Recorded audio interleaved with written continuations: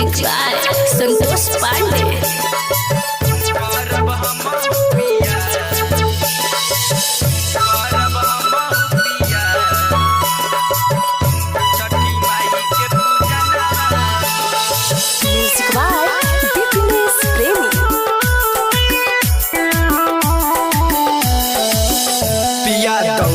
उठाई जी माथ पर लेके चली जी थरिया के घाट पर। पिया दौरा उठाई जी माथ पर लेके चली जी डंडा के घाट पर। ओ मानिल सैया अब तू हमरो कहनावा हो, मानिल सैया अब तू हमरो कहनावा हो।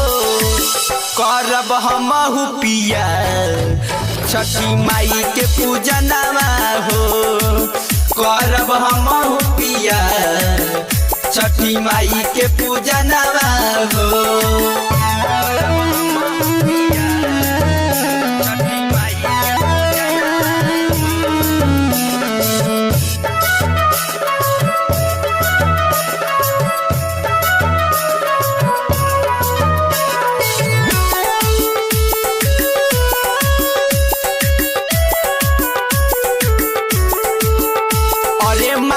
से दुआ मंगले रहनी कुआर में, नैहर से ज्यादा खुशी दी हो ससुरार में।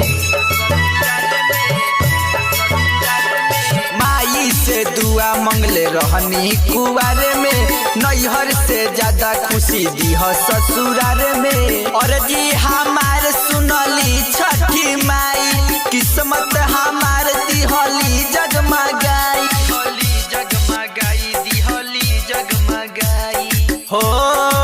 गोदिया में हमरो दिहला न माई लाला नवा हो, गोदिया में हमरो दिहला न माई लाला नवा हो।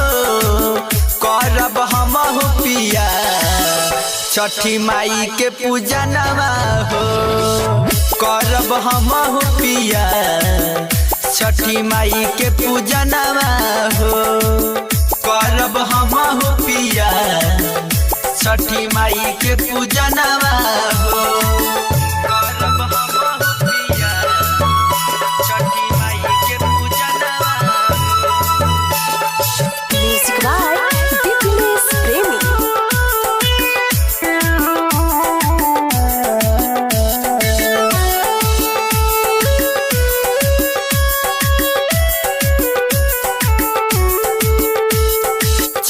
मंजेश पिया पहला पियरिया, नहीं तो हो जाई अरग के बेरिया। चल मंजेश पिया पहन के पियरिया, नहीं तो हो जाई अरग के बेरिया। जल्दी चल तू मानी लो बात, नहीं तो जाइब राज प्रेमी के साथ, छठ घाट पर बाजता मंजेश सहनी के गनवा हो। छठ घाट पर बाजता मंजेश सहनी के गनवा हो। करब हमहु पिया छठी माई के पूजनवा हो, करब हमहु पिया छठी माई के पूजनवा हो। करब हमहु पिया छठी माई के पूजनवा हो।